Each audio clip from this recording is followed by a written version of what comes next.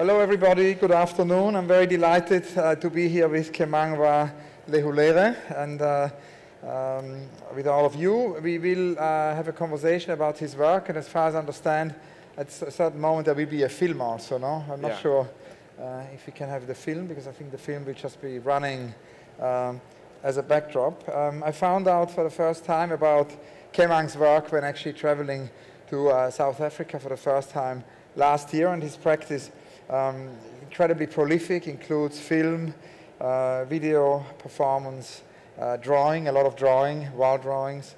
The drawing practice can be seen here at Art Basel Miami, and of course also his writing. As he told me today, there is also this project of him writing novels, so many parallel realities. He's also a member of many collectives. Now I wanted to begin with the beginning and ask you, and actually this might be a marathon, because we've sort of sat together today and we've got so many questions, we might be here for a long time, because actually we should start with the beginning and what really inspired you, because I was very curious. You were born in '84 in Cape Town, and I kind of wondered how you came in contact with art, how art came to you, or how you came to art, and who were your kind of main influences at the beginning? Well, the fine arts, I mean, is something that comes later into my life, but film, theater, music has always been in the family. My mother was a singer,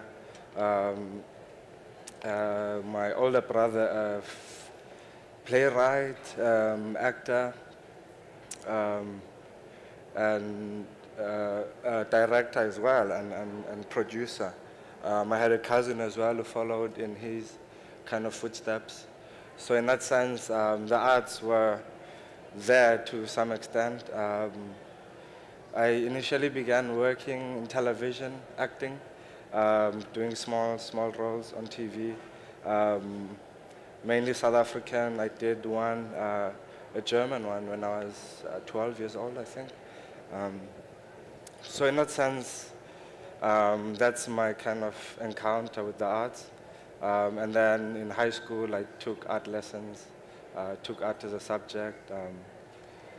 Yeah, but it's not until I was kind of disappointed by the racial politics in South Africa, where I was told I'm not credible to play a black actor on TV, on film. So I began writing my own scripts as a teenager, in the hope that I would produce and act in my own films, which I haven't done, by the way, yet. I'm still working on a number of scripts and short stories as well. So yeah, that's a kind of... And so these beginnings with theater and obviously have also to do with the collective. I mean, you've worked always since your childhood in collectives, in sort of collective theater situations. And so quite early on in your work, in your early 20s, you've co-founded the collective Gugulective. And it's quite rare these days that we have kind of movements in art. So I'm extremely curious to know more about this Gugulective movement, which originated in 2006 with Unathi Sigenu. And I was wondering what kind of prompted it. What were the reasons for founding Gugulective? When working in Cape Town, I mean, it's kind of like the usual story of like access, and the art galleries were like in the city, and where we lived there was nothing. So it was an immediate response to our need to create and show our own work where we live, instead of always going into the city. But also Gugulective became a resource mobilizing project. So we had a library which was open to the public. People could come to the house we rented. We had a collection of art films, documentaries that anyone could come and watch anytime they want.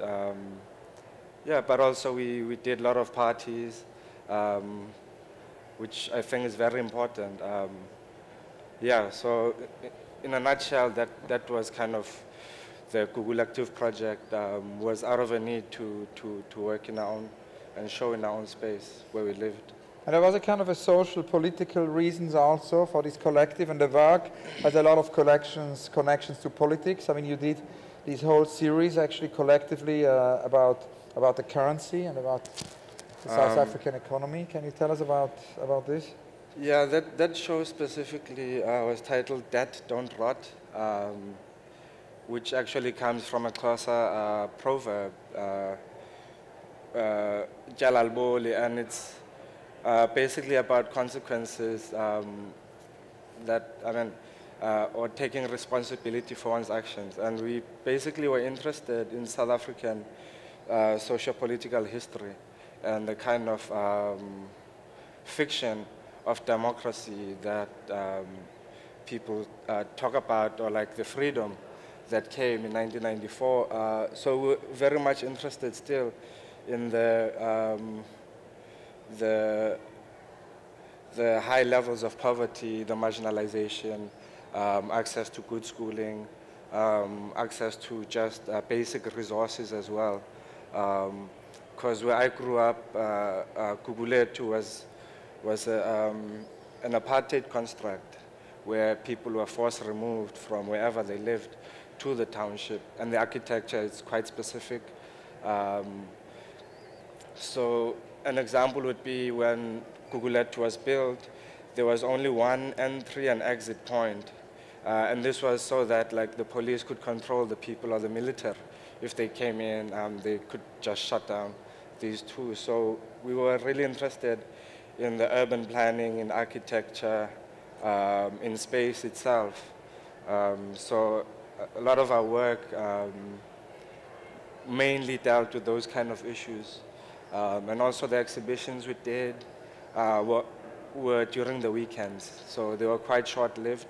Yeah, and usually outside as well.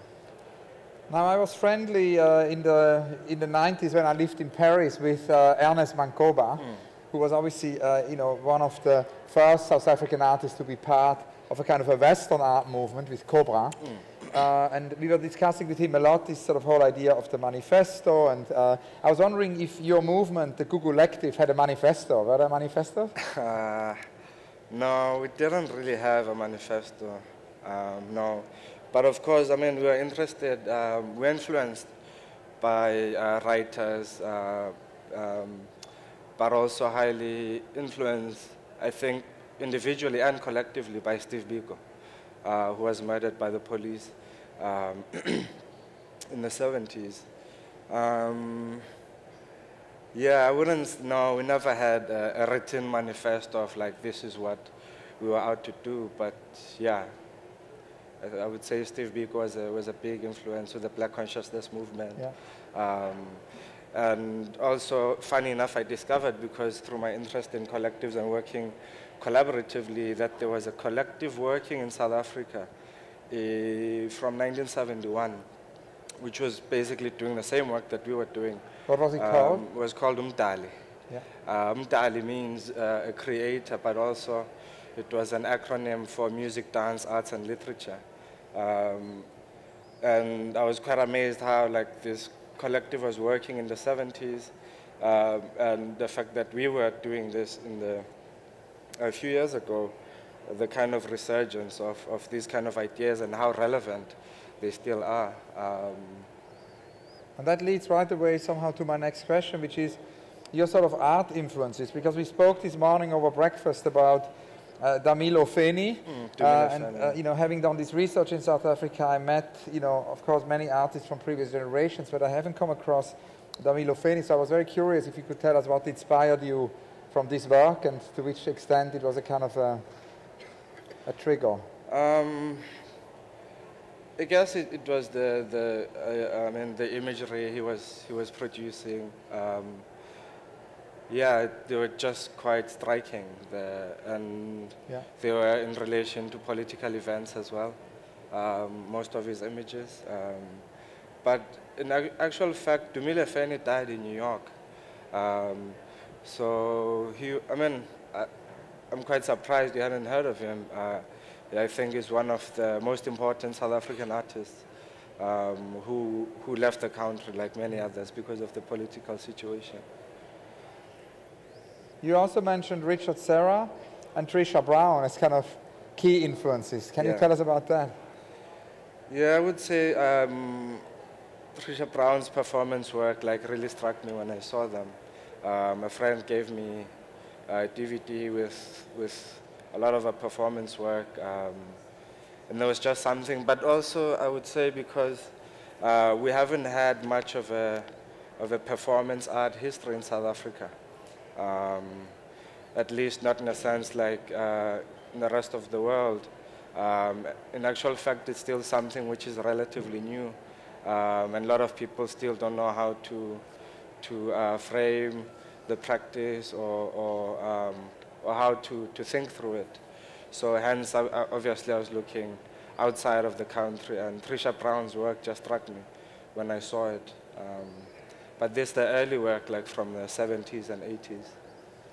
Now, 2005 is a very important year because in 2005 really starts your catalogue raisonné. You're sort of the first time you felt, your practice was no longer sort of, preparatory work or student work, but your sort of first pieces you were happy with. And it started both in performance and in video. And obviously, one of the pieces, which is very well known, is the cigarette video, which has these voices of a kind of an initiative, kind of an initiation ritual.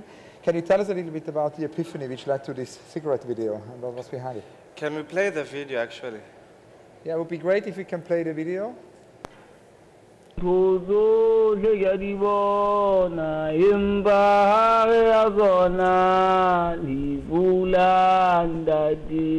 Halunguba zebanna hirunguzo legaribona imbahare azona libulandadi halunguba zebanna zibamula zanala banambagela majumula libu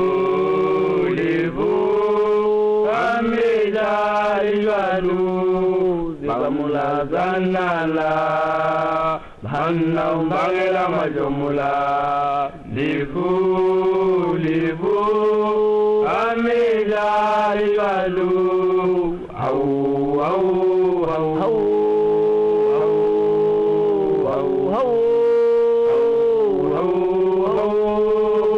amida iwalu,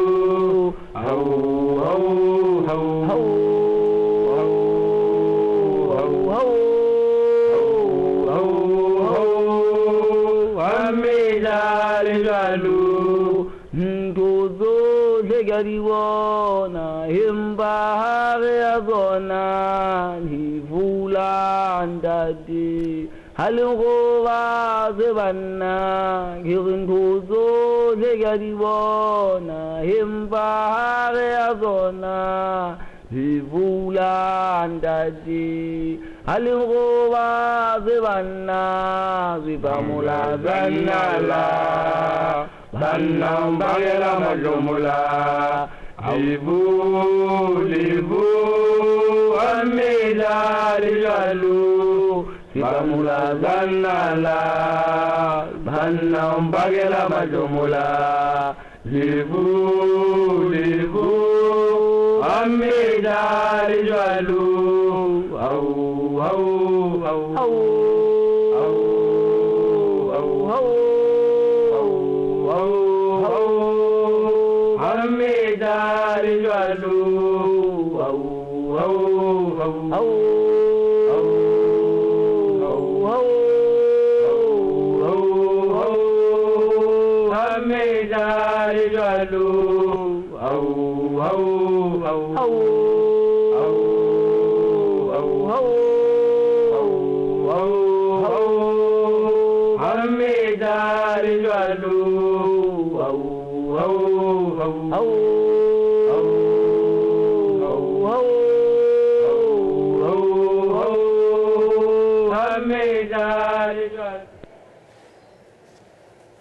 Thank you.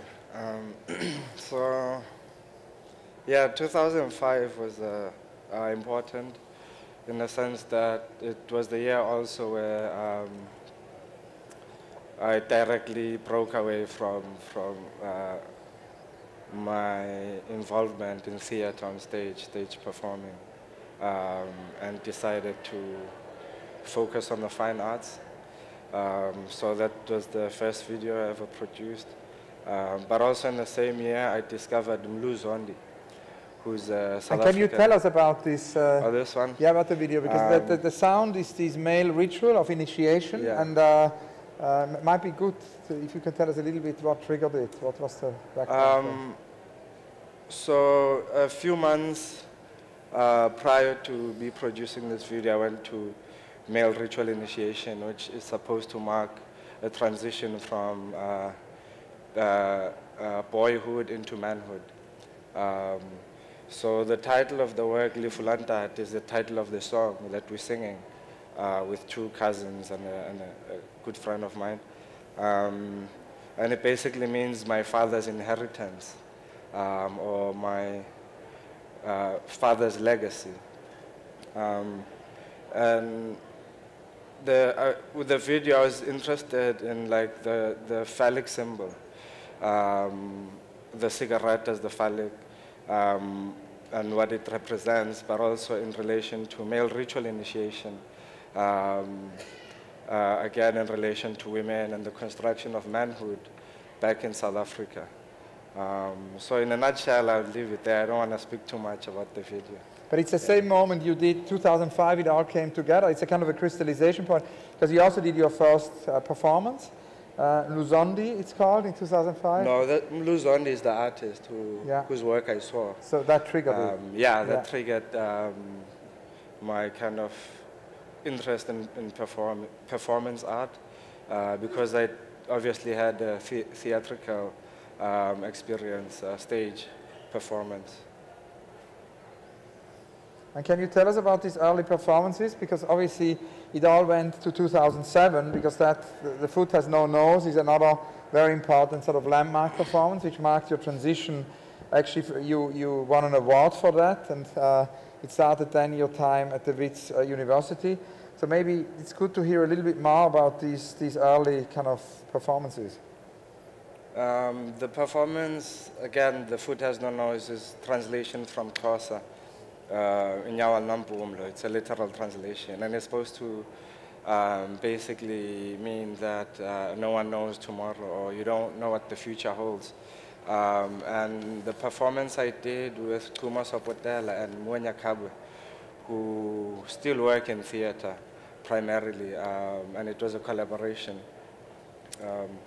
So it was it was very staged, the performance.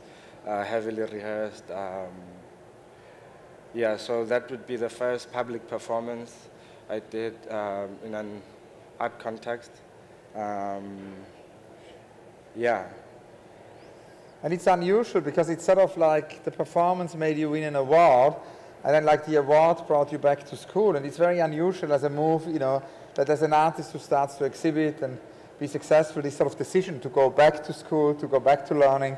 And you spent several years at the Wits University, you know, using that kind of grant. Can you tell us about this decision?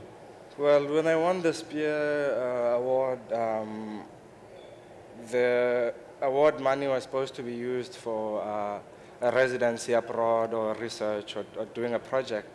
But because I've always wanted to go and study and could never afford it, I decided to use the money towards my studies, which I had a fight with them, of course, because they wanted me to go abroad or to produce a work.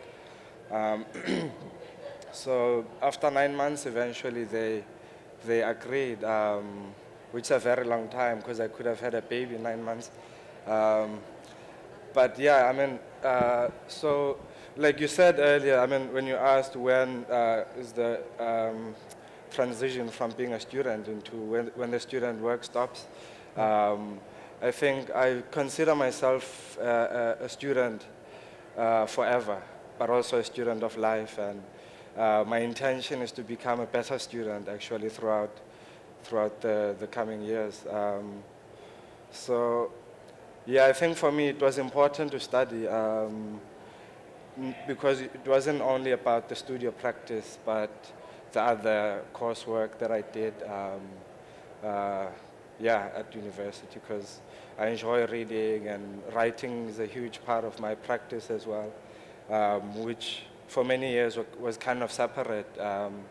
And now, most recently, I've kind of found a way that is beginning to make sense, to kind of merge the fine art practice and the creative writing.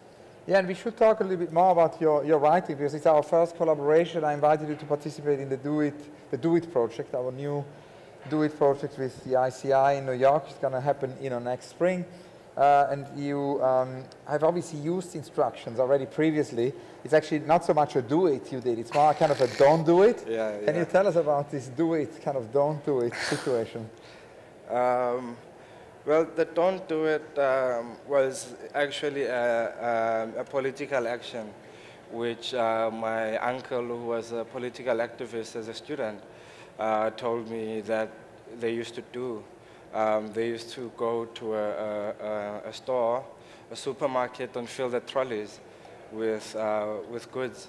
And at the teller, or the cash point, they would let the items be scanned and then walk out without paying. And that creates a kind of a jam in the store. And that was their way of political action back then, which was non-violent. And it's something that has always captured my imagination. In fact, for the Ungovernables exhibition, this is the first kind of intuitive response when I was invited, but then became complicated because I'd never been to New York before, so I couldn't really do that there. But yeah, that's the kind of don't do it, do it contribution.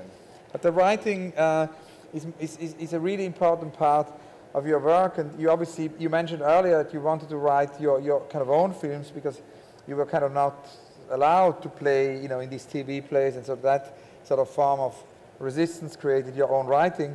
And ever since, writing sort of influences also your image making. And I think there is a kind of a big lifelong project which is connected to this writer you mentioned to me this morning. Oh, Yvonne Vera. Exactly, yes, Yvonne Vera. Yes, and yes. that basically you said is at the same time sort of your unrealized project. Yeah, so yeah. As I'm very interested in artists' unrealized project, I was wondering if you could tell us a little bit about this unrealized writing and how it sort of influences image making. Well, with the just a little bit of background with the writing, and been writing these fiction works, which the style has been evolving over time by itself. And a good friend of mine once said, Kwezi Gule, he said to me, who was also my mentor at some point, that making art, like, I should treat it as if I'm giving birth to a child. And you take care of a child and you want it to have a particular life, but at some point it has to have its own life. So the work has to be itself and move by itself as well. So hence, like, I became really interested in merging all these kind of different practices. But with this one, Yvonne Vera, the book is called Under the Tongue. And the book was discussed in a conference I attended in Germany in 2005. But it was more like the traumatic discourse which was pulled out in the conference. And I recently bought a copy of the book because even though I'd heard so much about it from the conference, I'd never actually bought and read the book. So I did that early this year, and in the second chapter, the first paragraph, the character, basically, the novel is set in Zimbabwe during the Civil War. And one of the characters during the Civil War decides to go and look for butterflies because he wondered what happened to butterflies in a war. And this struck me so much that it's one of the next projects I'm doing. I will travel to areas where there's war and just go and look for butterflies. The different war areas in the world, because there are yes, obviously many different wars going on. Yeah. And I think this also is in line with the kind of discourse that amongst friends, curators, writers, and artists as well, we've been thinking a lot about beauty and pleasure, which is actually very important. And in Jabulo Ndebele's book titled The Rediscovery of the Ordinary, he kind of touches on this, and Temingosi Koniwa, another mentor of mine, have always maintained that people lived in South Africa despite apartheid. They didn't live because of it. That people were making love, they had parties, they got married, people cheated on each other, the usual stuff, you know, life, jealousy, and life continued. And this kind of my interest as well is living despite certain conditions rather than being governed by the actual context, so to speak. Now, one last question about the past before we then speak about your, your current work, the current project, the big exhibition you did actually at the gallery in Johannesburg just a few weeks ago. But before that, I have one last question about the past, which is really about this move to Johannesburg, because you are from Cape Town, and then 5 years ago, made this decision to move to Johannesburg, and that move to Johannesburg led also to a new collective, the Center for Historical Reenactment, which got a lot of attention actually in Europe. I don't know if it's known in the US, but in Europe there was a lot of discussion about this project over the last couple of years. And somehow it's a collaboration with a curator, with Gabi Ngobo. Yeah. And she was telling me also when I visited Johannesburg about this project, it had a lot to do with a kind of a self-organized platform. And you said it's a non-collective. Non-collective is the collective I founded with Donna within the space. So we've only done work at the center. Yeah. The center itself I co-founded with Gabi Ngobo in 2010. And that's after she had come back from Bard College, moving back to South Africa, because we'd met in Cape Town actually before she went to go and study here in the US. Yeah, so I mean, Center for Historical Reenactments is a kind of similar platform to Google Active, but with more a direct focus, and it's research-driven, and it's also influenced by Gabi's obsession with the Johannesburg Biennale, which only took place twice, and she likes to think of it as a lost uncle that hopefully one wishes that they might mysteriously come back or something. So we've done research projects, the most notable being Xenoglossia, which we looked at as a starting point, xenoglossia, which is a rare and alleged condition of one speaking in a tongue or language that they have never heard before, read or even spoken. It's also commonly known as speaking in tongues in the biblical sense.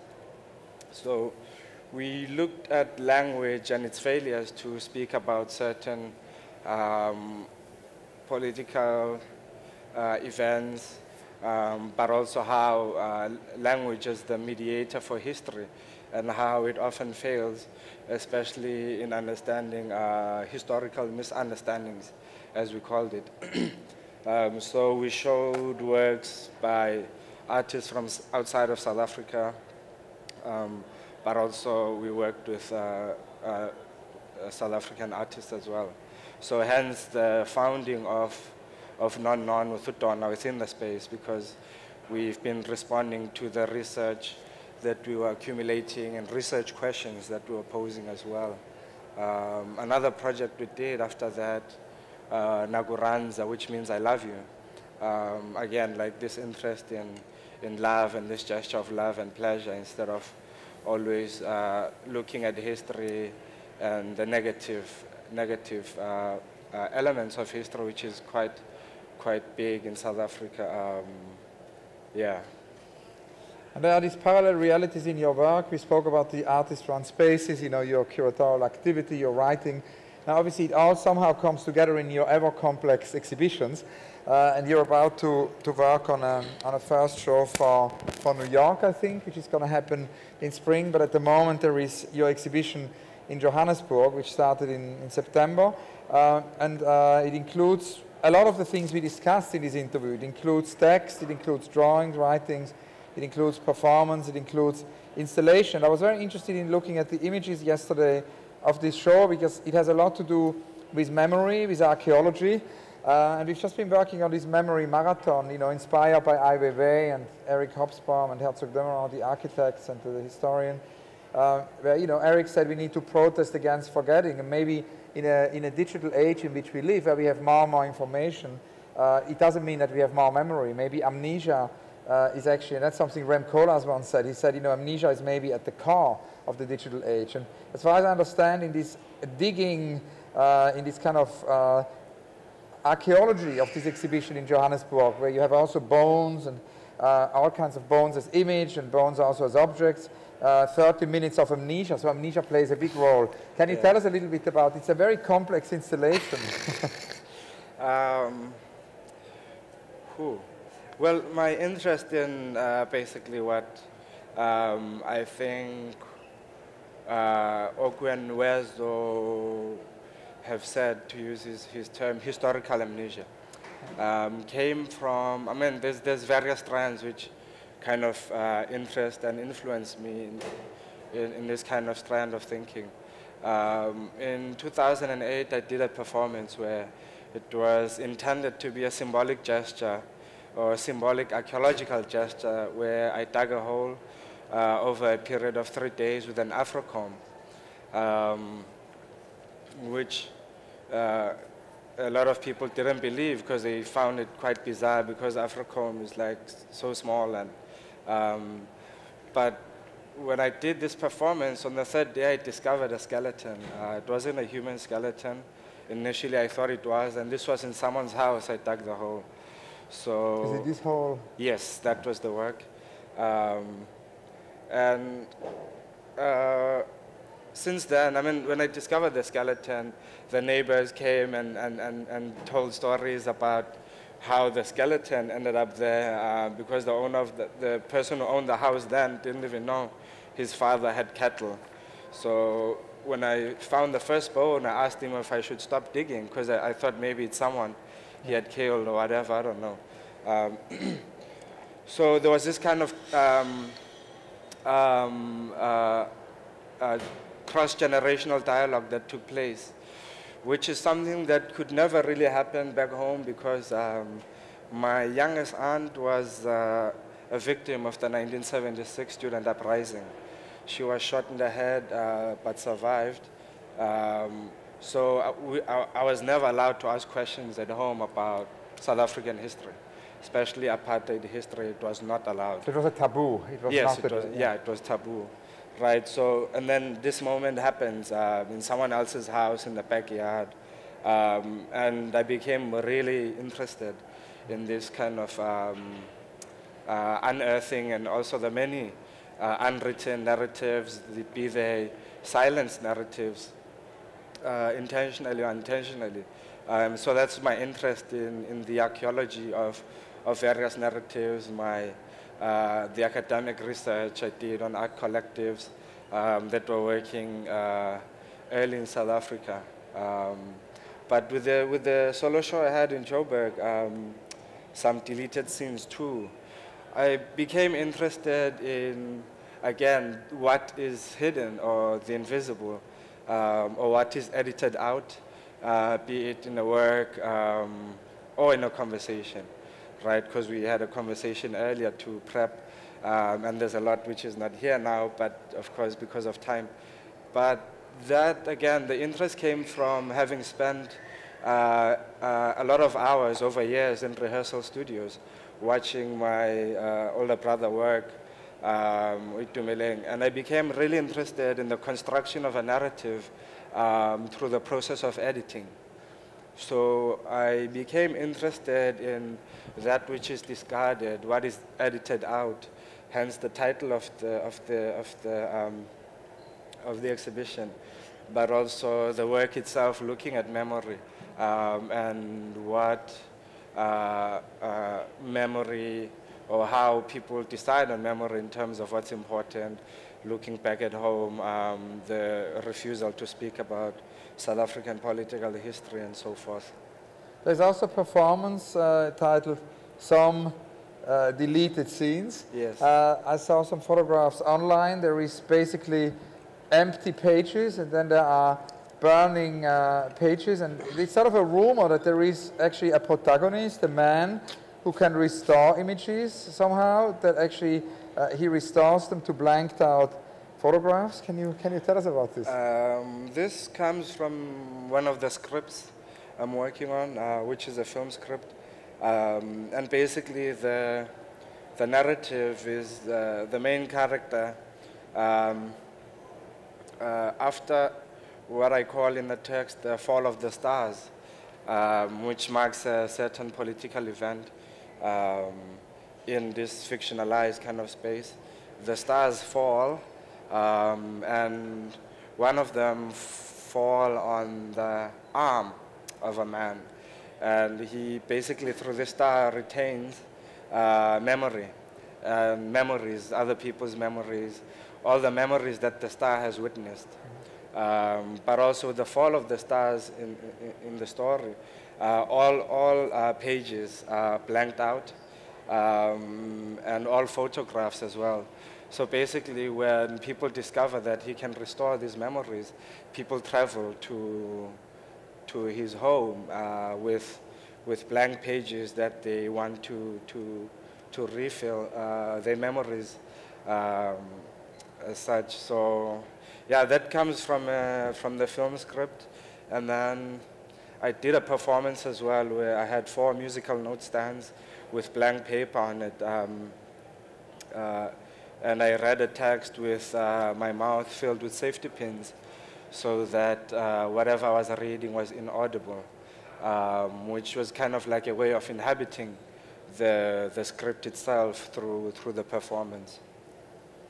Now maybe 2 last questions. One thing has to do with the kind of negotiation between the past, the present, and the future. You, in one of your drawings, of your wall drawings, you call it remembering the future of a whole. So it's in some kind of way, I mean, I had a conversation the other day with Simon Fujiwara, and he talked a lot about this idea of, archaeology, but also connecting it to the future, a kind of a futuristic archaeology or an archaeological futurism. I was kind of wondering how you felt about that and how it all connects to the future.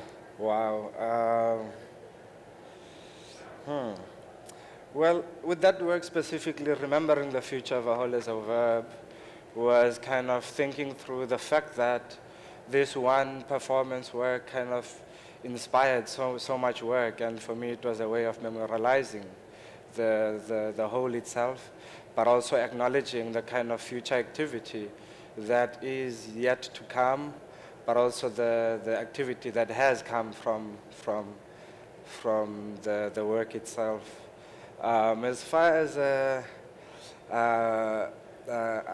futuristic archaeology, I'm not so sure. That's one I will have to sleep over. Yeah.